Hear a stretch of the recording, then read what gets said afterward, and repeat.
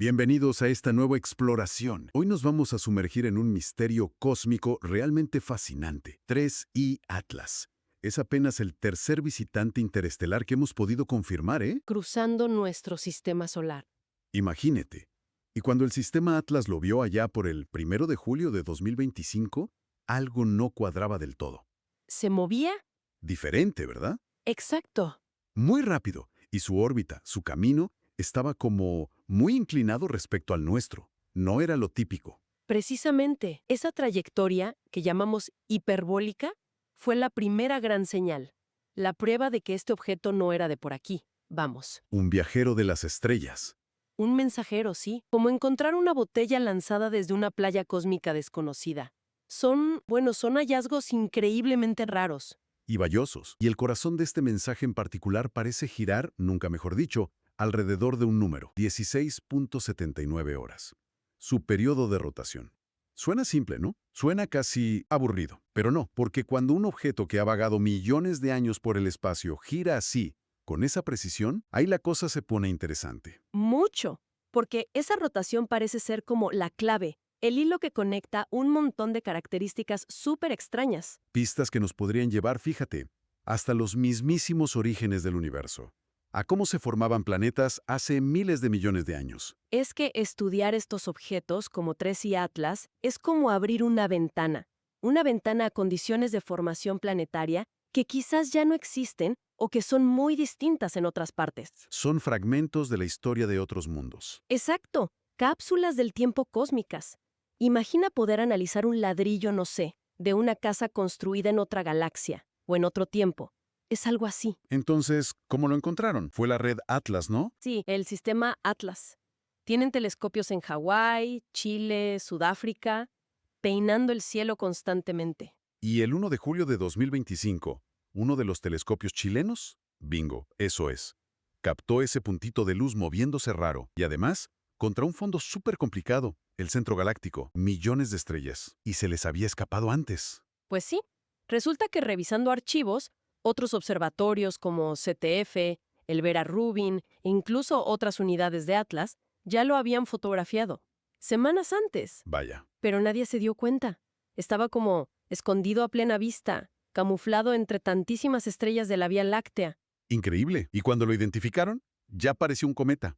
Ya tenía esa nube alrededor. Sí, y eso fue otra sorpresa temprana. Datos del Vera Rubin mostraron que el 21 de junio, 10 días antes del descubrimiento oficial, ya tenía una coma. Una coma, la atmósfera esa difusa. Exacto. Y ya medía más de 13.000 kilómetros de diámetro. Para principios de julio, casi 19.000 kilómetros. Creció rápido. Pero creo que la actividad empezó incluso antes, ¿no? Y más lejos del Sol. Mucho antes. Y mucho más lejos, sí. Hay imágenes del 22 de mayo donde ya se ve una coma, pequeñita. Unos 6.000 kilómetros. El 22 de mayo. ¿A qué distancia estaba entonces? A 7.1 unidades astronómicas del Sol. Eso es más allá de Júpiter. Tan lejos. Pero a esa distancia, el Sol calienta poquísimo. El hielo de agua, que es lo que suele activar nuestros cometas. Está congelado, sólido, como una roca. Entonces, ¿qué lo estaba haciendo despertar tan pronto? Si no era el agua. Esa fue la primera gran pregunta, claro. ¿Qué hielo, qué compuesto volátil se estaba convirtiendo en gas para crear esa coma tan lejos? No como Oumuamua, el primero, que parecía una roca inerte. Nada que ver. Oumuamua no mostró actividad. Y 3I Borisov, el segundo, sí fue más cometario, pero su química también era peculiar. 3I Atlas era distinto desde el principio. Incluso su color, ¿no? Decían que era rojizo. Sí, un color rojizo muy particular que además se hizo más intenso en julio. Otra cosa rara. Y su trayectoria, esa órbita hiperbólica que mencionabas. Bueno, confirma el origen extrasolar. Va a unos 58 kilómetros por segundo respecto al Sol. Demasiado rápido para estar atado a nosotros. Y se acercó mucho. Su punto más cercano al Sol, el perihelio, fue a finales de octubre de 2025, a 1.4 unidades astronómicas, un poquito más allá de la órbita de Marte. Pasó cerca de Marte entonces. Sí, en octubre, y luego cerca de Venus en noviembre, y se acercará a Júpiter en marzo de 2026 antes de irse de nuevo al espacio interestelar. ¿Y cuánto tiempo calculan que llevaba viajando? Las estimaciones apuntan a unos 4 millones de años, vagando por el espacio interestelar. 4 millones de años. Un auténtico trotamundos cósmico. Y ojo, otro detalle clave de su órbita. La inclinación, 62.4 grados. Eso es mucho, ¿no? Significa que no viene del plano donde están los planetas. Exacto. No viene del disco fino de la galaxia, donde estamos nosotros y la mayoría de estrellas jóvenes. Su camino sugiere que viene de zonas más viejas, quizás el disco grueso o incluso el halo galáctico. Zonas con estrellas más antiguas, con química diferente. Eso es, estrellas con menos metales. Y eso conecta con otras rarezas que veremos, lo que nos lleva de vuelta al enigma principal, esa rotación, 16.79 horas. ¿Cómo lograron medirla con precisión? Debió ser difícil. Fue un desafío. Se necesitaron telescopios muy potentes. El Gran Telescopio Canarias en España, por ejemplo. El GTC, exacto. Apuntaron su espejo de más de 10 metros durante varias noches, del 2 al 5 de julio, y midieron con mucho cuidado cómo cambiaba el brillo de 3 y Atlas, Y esas variaciones regulares, revelado en el periodo de rotación, 16.79 horas. Y el Hubble lo confirmó después, ¿verdad? el 20 de agosto. Y esas mediciones de brillo, esas variaciones también nos dieron una idea de su forma. ¿Cómo? La variación de brillo es muy grande, casi 2 magnitudes. Eso es muchísimo. Indica que no es una esfera. Es algo muy alargado o irregular. ¿Como una patata cósmica? O un balón de rugby, sí, quizá con una proporción de 3:1 entre sus ejes. Al girar, nos muestra caras de diferente tamaño y por eso varía tanto el brillo. Vale. Gira cada 16.79 horas, tiene forma alargada. ¿Y por qué es eso tan raro? ¿Qué tiene de desconcertante? Aquí es donde la física de los cometas empieza como a hacer aguas. Porque 16.79 horas es, paradójicamente, demasiado lento para un núcleo pequeño y denso. Uno esperaría que girara más rápido. Pero al mismo tiempo es demasiado rápido y, sobre todo, demasiado ordenado para lo que creemos que son muchos cometas. Simples pilas de escombros, aglomeraciones sueltas de hielo y roca. Exacto. Algo tan frágil, tan poco cuestionado, probablemente rotaría de forma más caótica o directamente se desharía a esa velocidad. Y si lo comparamos con los otros visitantes interestelares, Pues mira, Oumuamua giraba más rápido, cada 7.3 horas, quizá era más sólido. Borisov era más lento, unas 24 horas, más parecido a un cometa normal. Tracy Atlas está ahí, en medio. No encaja bien ni con uno ni con otro. Es un caso incómodo. y mencionaste antes algo todavía más extraño sobre la rotación, que no solo gira el núcleo. Exacto. Eso fue una observación increíble del telescopio Gemini Sur. No solo el núcleo sólido rota cada 16.79 horas, sino que la coma difusa y la cola visible parecen girar rígidamente junto con él. ¿Toda la estructura? ¿El gas y el polvo también? Toda la estructura, como si fuera un cuerpo único y coherente. El objeto sólido y su atmósfera de gas y polvo, todo girando al mismo ritmo. Pero, ¿cómo es posible? Yo pensaría que el gas y el polvo simplemente se expanden hacia afuera, ¿no? Normalmente sí. Que roten así, todos juntos, sugiere, no sé, una conexión inesperada, una rigidez estructural que no esperábamos, o quizás velocidades de escape del material muy, muy bajas. Bajas. ¿Cuánto? Un análisis de Avi Loeb calculó que el material podría estar saliendo apenas a 1 metro por segundo, casi a la velocidad de caminar. Vaya. Y eso choca con otras cosas. Por ejemplo, no se pudo detectar con radar, lo que sugería una densidad bajísima, menos que el agua. Entonces, si es tan etéreo, tan frágil, ¿cómo puede mantener esa rotación tan estable y sincronizada de todo? Es una contradicción. No lo entendemos aún. Parece que cuanto más lo miramos, más preguntas surgen. Y todavía no hemos entrado en la química, que entiendo que ahí es donde la cosa se pone verdaderamente extraña. Totalmente. Si la rotación es el enigma mecánico, la química es el enigma de los ingredientes. Y empecemos por algo que normalmente no es el protagonista en nuestros cometas, el dióxido de carbono. El CO2. ¿Qué pasa con el CO2? Pues que observaciones en infrarrojo, sobre todo con el James Webb, el JWST, descubrieron una coma de CO2, gigantesca, invisible en luz normal, pero enorme, un radio de casi 350.000 kilómetros. Una nube enorme solo de CO2. Principalmente rota rígidamente con el núcleo cada 16.79 horas. Incluso parece tener estructuras, como capas concéntricas, girando también. Increíble. ¿Y la cantidad?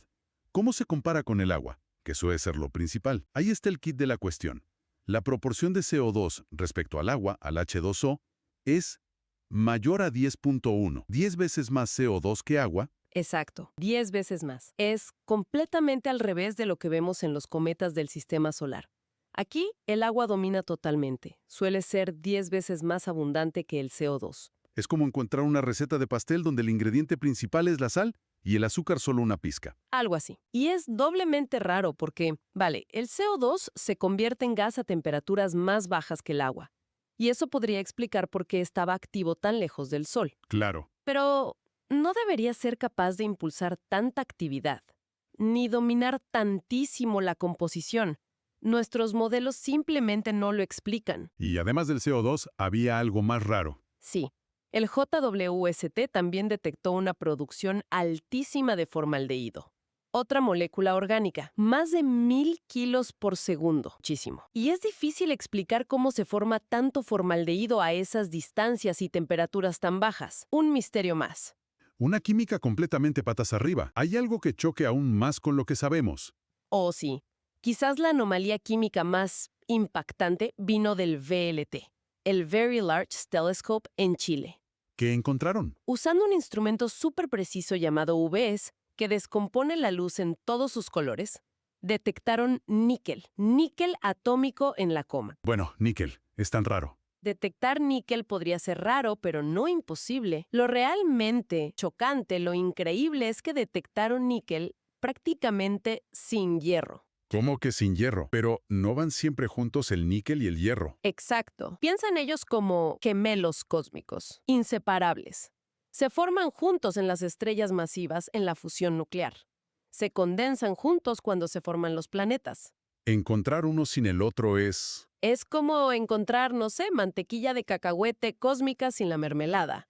No tiene sentido según nuestra experiencia. La proporción níquel-hierro en 3 y Atlas es más de 100 a 1. 100 a 1. ¿Y lo normal cuánto es? En nuestro sistema solar, esa proporción suele ser entre 0.01 y 0.1 a 1. Es decir, muchísimo más hierro que níquel. Es una diferencia brutal. Viola completamente lo que sabemos de química cósmica. Totalmente. Y apunta directamente a que se formó en un sitio, con ingredientes radicalmente diferentes a los nuestros. ¿Y qué tipo de sitio podría ser ese? ¿Un lugar que produzca níquel sin hierro? Pues las pistas apuntan a estrellas muy, muy viejas, las que llamamos de población 2. Estrellas del universo temprano. Exacto, formadas cuando el universo era joven y había muchos menos elementos pesados. Menos metales, como decimos en astronomía. Los modelos de cómo se crean los elementos en esas estrellas predicen que, en esas condiciones tan primordiales, las proporciones de níquel y hierro podían ser muy diferentes. Así que la propia composición química está gritando «soy antiguo». Básicamente sí. Incluso el análisis de los isótopos de níquel, las diferentes versiones del átomo, encaja con lo que se espera para material formado alrededor de esas estrellas viejas y pobres en metales. Alucinante. ¿Y había más rarezas en la composición? ¿Algo más que no cuadrara? Pues sí, varias cosas. Otros instrumentos del VLT vieron que la emisión de cianuro, el CN, otro gas típico de cometas, también pulsaba. ¿Adivinas con qué ritmo? No me digas. Con la rotación de 16.79 horas. Exacto. Todo parece conectado a esa rotación. También detectaron unas emisiones de oxígeno muy particulares, llamadas líneas prohibidas. Solo ocurren en gases de densidad bajísima. Pero este gas parecía estar recibiendo mucha radiación ultravioleta intensa. ¿Y cómo es eso posible? ¿Un gas tan tenue bajo tanta radiación? Otro puzzle. ¿Cómo se mantiene sin dispersarse o ionizarse por completo? No lo sabemos bien. ¿Y el polvo? ¿El polvo que soltaba era normal? Tampoco. El JWST midió su temperatura y estaba demasiado caliente. Entre 50 y 120 Kelvin. Mucho más de lo que debería estar solo por la luz del sol. Calentamiento interno o química rara en los granos. Sugiere algo así, sí. Y además, ese mismo polvo contenía estructuras cristalinas, como pequeños cristales minerales, Cristales. ¿Pero eso no requiere altas temperaturas para formarse? altísimas, más de 800 Kelvin, como un horno. Esos cristales debieron formarse muy cerca de su estrella madre, hace millones o miles de millones de años. ¿Y sobrevivieron intactos todo el viaje por el espacio frío? Increíblemente, parece que sí, preservados dentro del cometa. Y para rematar la faena del polvo, la forma en que dispersaba la luz, lo que llamamos polarización, era extremadamente negativa, un menos 15%. ¿Y eso qué significa? Que nunca habíamos visto algo así. Sugiere que los granos de polvo son muy exóticos, quizás metálicos, muy pequeños, de tamaño submicrónico, nada que ver con los silicatos o los compuestos orgánicos que esperamos en un cometa normal. Es que es como si cada pieza de este objeto fuera una anomalía en sí misma. Rotación extraña, química imposible, polvo exótico, y su comportamiento general también era peculiar. Desde luego, quizás lo más llamativo visualmente fueron los yorros, múltiples yorros, o jets, de polvo y gas saliendo del núcleo. Como géiseres. Algo así. La red de radiotelescopios ALMA, en Chile, vio al menos 7 chorros distintos. Pero lo fascinante no es solo que hubiera yorros, ¿Qué era lo fascinante? que no salían al azar, venían de puntos muy específicos del núcleo. Y lo más increíble, se activaban y desactivaban En perfecta sincronía con la rotación de 16.79 horas. ¿En serio? como si tuvieran un interruptor conectado al giro. Exacto. Un comportamiento casi mecánico. Sugiere que la actividad no es uniforme, sino que está muy localizada. Regiones activas específicas que se encienden y apagan a medida que giran. Y esto de forma constante, sin grandes explosiones. De forma muy regulada, sí, sin los estallidos de brillo que a veces vemos en otros cometas. Y además, detectaron una cola antisolar. Antisolar, apuntando hacia el Sol. Sí. Una corriente de material de unos 200.000 kilómetros apuntando hacia el Sol, completamente al revés de lo que dicta la física cometaria básica. Las colas siempre apuntan en dirección opuesta al Sol por la presión de la luz y el viento solar. Esto es, vaya tela. A ver si recapitulo. Tenemos un visitante de otra estrella, gira cada 16.79 horas de una forma que no cuadra, ni por lenta ni por rápida, y además gira todo junto. Núcleo, coma, tiene una química imposible, níquel sin hierro, muchísimo CO2 y poca agua. Polvo con cristales de alta temperatura, polarización nunca vista, y se comporta de forma extraña. Chorros sincronizados con el giro, una cola apuntando al revés. Con todo esto, ¿qué nos dice sobre su origen? Pues que todas las piezas, por raras que parezcan solas, juntas apuntan muy consistentemente en una dirección. Un origen muy antiguo, en un entorno radicalmente diferente al nuestro. Lo de la inclinación orbital ya sugería eso, ¿no? Que venía de fuera del plano de la galaxia. Exacto. Y la química anómala sobre toda esa relación níquel-hierro, la abundancia de CO2, encaja perfectamente con lo que esperamos de material formado alrededor de esas estrellas viejas de población 2, las que se formaron en los primeros miles de millones de años del universo. Las pobres en metales. Esas mismas, los cristales de alta temperatura que sobrevivieron, el análisis isotópico del níquel, todo refuerza esa idea. Entonces, Tracy Atlas no es solo un mensajero de otra estrella cualquiera. Es, potencialmente, un fósil del amanecer cósmico, un pedazo de materia primordial, formado cuando el universo era joven, que ha viajado preservado durante eones. Y la rotación, ese enigma de las 16.79 horas. Podría ser la clave de su preservación. Quizás esa rotación tan organizada, manteniendo la estructura coherente, limitando el procesamiento interno, quizás eso fue lo que permitió que transportara esa información química y estructural tan antigua, a través de miles de millones de años y distancias enormes hasta nosotros. Es absolutamente asombroso. Y pensar que detectamos más o menos uno de estos viajeros al año, y cada uno es tan diferente.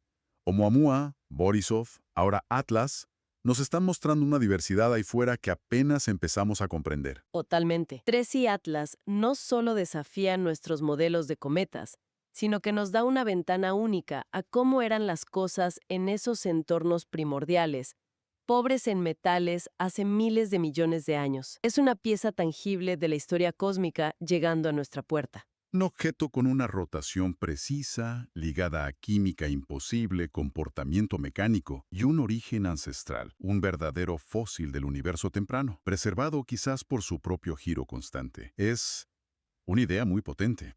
La rotación parece ser ese hilo conductor que une todas las rarezas y que de alguna forma milagrosa ha protegido su naturaleza primordial durante tanto tiempo. Nos recuerda lo increíblemente complejo y diverso que es el cosmos. Y nos deja con esa pregunta flotando, ¿no? Si este objeto trae huellas químicas del universo joven, ¿qué otros secretos ancestrales nos revelarán los próximos visitantes que encontremos?